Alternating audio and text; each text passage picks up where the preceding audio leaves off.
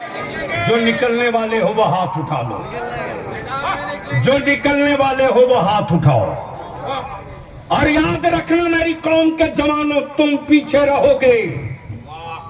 हमारे उलमा सरों पर अमामा सफेद बात कर निकलेंगे, देख लेगी दुनिया।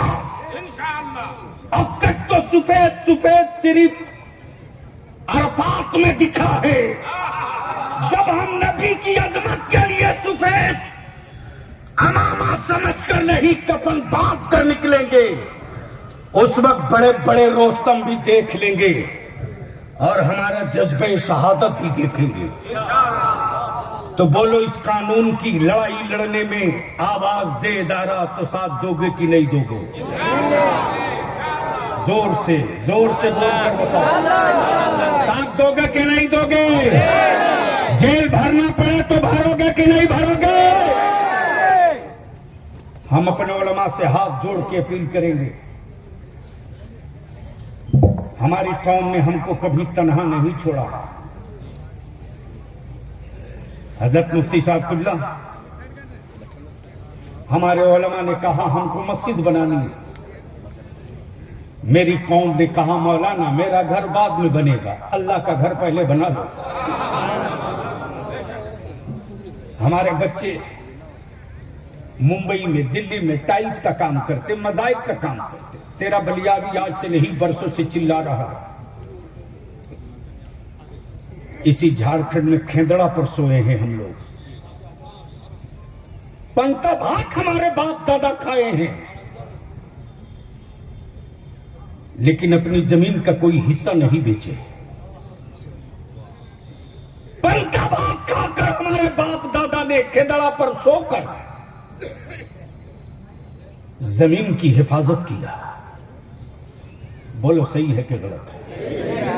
जोर से बोल, सही है कि गलत? उसके बाद हमारे बच्चे तख्ता ठोके, बैग बनाए, टाइल्स लगाए, बाबू लोगों के मकान में सेवा की और बड़ी मुश्किल से कमाकर हमारे बच्चे अपना छोटा सा घर बनाए। बोलो सच्चाई यही है कि नहीं? जोर से बोलो, सच्चाई है कि नहीं? हमारे बच्चों को गरीबी से उठाने के लिए किसी हुकूमत ने कोई योजना और स्कीम नहीं लाया। हमारे बच्चों को पढ़ने के लिए कोई गवर्नमेंट की तरफ से वजीफा नहीं मिला। हमारे बच्चों को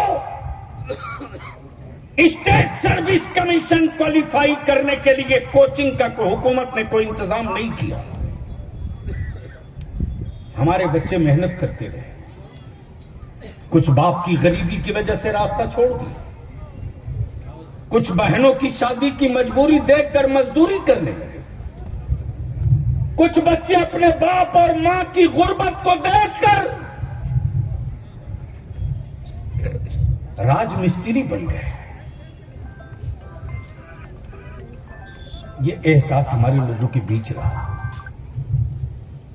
आज जो अब्दुल्ला और अब्दुल करीम के मकान छप्पर की जगह जो छत दिख रही है, इसमें हुकूमत की चमन्नी नहीं लगी है, अब्दुल्लाह के बेटे का खून और पसीना लगा है।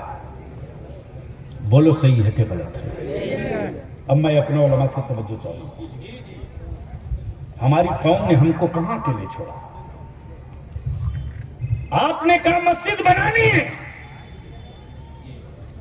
हमारी कौम के जवान ने कहा मौलाना मेरा घर बाद में ढलेगा,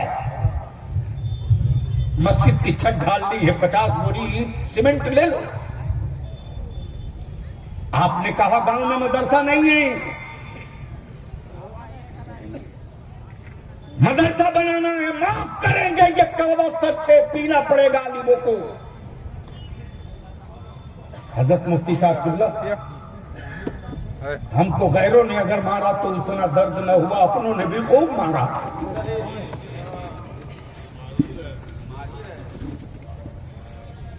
किसी का दलाल बना देते, कहां गए वो हरामखोर? जब एनआरसी का तूफान आया था तो बलियाबी को गालियां लिखते थे। कभी फेसबुक से बाहर निकल तब इंडिया दिखेगा, कभी अपने खून पसीने की कमाई से गांव में जा, तब बेटियों का दर्द दिखेगा। बाप के खरीदे हुए मोबाइल पर कुछ भी लिखने से पहले सोच। जिनको तुमने वोट बोरा में कस के दिया था एनआरसी के मसले पर, कोई एक हरामखोर पॉलिटिकल पार्टी वाला नहीं गया सुप्रीम कोर्ट,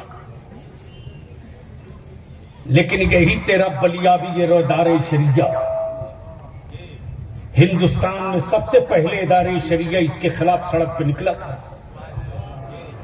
और बलियाबी का ही वो पीले कार्ड पूरी दुनिया में घुमा। जगह जगह मोहल्ला मोहल्ला शाहीन बाग बनाकर एहतजाज हुआ। मेरी बेटियों को तुमने सड़क पे बैठा दिया, बेटियों को, जिन बेटियों को जंग के मैदान में जाने की इजाजत नहीं, उन बेटियों को कुछ हरामखोरों ने सड़क पे बैठा दिया। जो अपने सर के बाल का बोझ न बर्दाश्त करे, वो यूपी का बोझ बर्दाश्त कर रहा है। वो आदमी कहे, वो आदमी कहे कि मुसलमानों की बेटियां सड़क पे हैं। एक आलिम नहीं निकल कर आया मैदान में कि मेरी बेटियां सड़क पे नहीं बैठेगी, लेकिन तेरे बलियाबी ने उसी दिन अहद किया था कि आखिरी सांस तक लड़ूंगा। लेकिन ये मेरे मजबूत बाजू मौलाना कुतुबुद्दीन साहब आज से तकरीबन 6-7 दिन पहले जब दिल्ली में ठंड थी, मुफ्ती साहब -7 डिग्री, -3, 2 सुप्रीम कोर्ट के वकीलों के यहां दरवाजे दरवाजे मेरा आलिम फाइल लेके घूमते, किसी ने एक चवन्नी से मदद नहीं की। हम अपने आलिमों से विनती करेंगे, मुफ्ती साहब की बिलाज हमारे पास मदरसे बहुत हैं, बिल्डिंगें बहुत खूबसूरत बन गई, चटाई की जगह मार्बल मेरी कौम ने लगा दिया, लेकिन रिजल्ट हम नहीं दे रहे। माफ कीजिएगा, जो नतीजा आना चाहिए नहीं आ रहा। मदरसे की चटाई से निकलने वाला सिर्फ मस्जिद की इमामत के लिए नहीं आता है। मदरसे की चटाई से निकलने वाला अल्लामा अशफाकुल्लाह, अल्लामा अरशदुल कादरी, अल्लामा सरदार अहमद नईमी, अल्लामा जफरुद्दीन बिहारी मलकुल उलमा, ये वो लोग हैं जिन्होंने मुल्क की क़यादत और रहनुमाई की। आज के बड़े बड़े दारुल उलूम से कहीं करोड़ों दर्जा बेहतर आज से 30 साल का पुराना मेरे गांव का मकतब था। मकतब मस्जिदों में मकतब चलता था, मदरसों में मकतब चलता था। सुबह 2 घंटा मौलवी साहब पढ़ाते थे। हजरत, मैंने तजर्बा किया है, मकतब के पढ़े हुए 30 साल 40 साल पहले के जो लोग हैं, मकतब के पढ़े हुए,